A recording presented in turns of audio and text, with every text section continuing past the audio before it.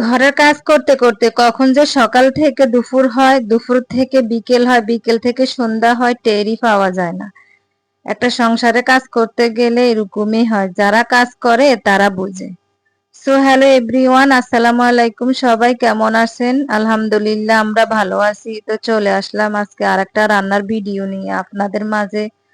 তো সকালবেলা আপনাদের ভাইয়াকে নিচে পাঠাইছি কিছু সবজি আনার জন্য। তো সে টমেটো আনছে, কলমি শাক আনছে আর দুন্দুল আনছে। টমেটো গুলা বেশ ভালোই পড়ছে, কিন্তু কলমি শাক আর দুন্দুলটা ভালো পড়ে নাই। কলমি শাক গুলা একটু শক্ত আর কলমি শাকের পাতা গুলা প্রায় পোকা খেয়ে ফেলছে। তো এদিকে আমি দুন্দুল গুলা চামড়াটা ফেলে দিতেছি, চামড়া ফেলে ধুয়ে তারপরে এটা কাটবো। তো এই তো আমার চামড়া ফালানো শেষ, এখন আমি কলমি শাক গুলা কেটে নিব। এই যে দেখেন কলমি শাক গুলো অনেক শক্ত, পাতাগুলো পোকা খেয়ে নিছে। এই যে তো এখন আমি এক এক করে এগুলা পরিষ্কার করে নিব। এই যে পরিষ্কার করতে অনেক সময় লাগছে, কিন্তু ভিডিওতে বেশিক্ষণ লাগে না দেখতে, অল্প সময় হয়ে গেছে।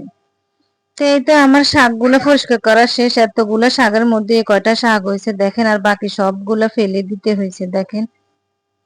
তো আমি এই যে শাকগুলো এখন এক এক করে পরিষ্কার করে নিব, মানে ধুয়ে নিব। ভালো করে না ধুয়ে নিলে এটাতে বালু থেকে যায়। তো আমি প্রথম ধোয়া আর লাস্টের ধোয়াটা আপনাদের সাথে শেয়ার করছি শাকের। মাঝে দিয়ে অনেকবার ধোয়া হয়েছে, ওইটা আর আমি শেয়ার করি নাই।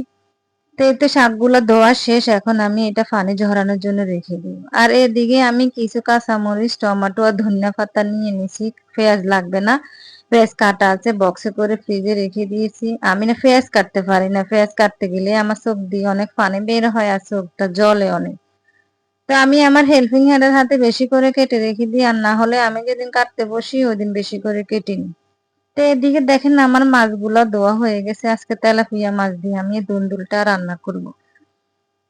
তো এই যে দেখেন আমার দুন্দুল গুলো কাটা শেষ, অফ ক্যামেরায় আমি সবগুলা কেটে নিয়েছি, দুইটা রাখছি শুধু ভিডিওতে দেখাবো বলে।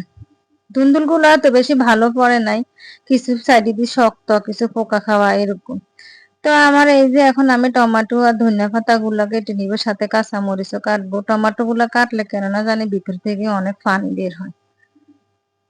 তারপরে দিয়ে এই যে কাটা শেষ আমার, এখন আমি কিছু কাঁচামরিচ কাটবো। ছুরি দিয়ে আমি কাঁচামরিচ কাটতে পারি না, শেপটা সুন্দর হয় না, মনে হয় যে তেড়া বাঁকা হয়ে যায়। এই যে তো আমার এগুলা কাটা শেষ, এখন আমি শাকগুলা কেটে নিব। দেখেন শাকগুলো অনেক শক্ত, ছুরি দিয়েও কাটা যায় না।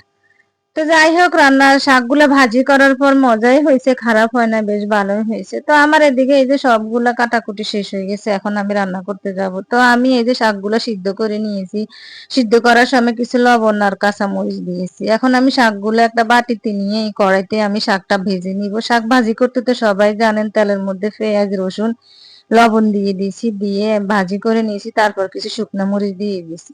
শাকের মধ্যে শুকনো মরিচ না দিলে খেতে আমার কাছে ভালো লাগে না।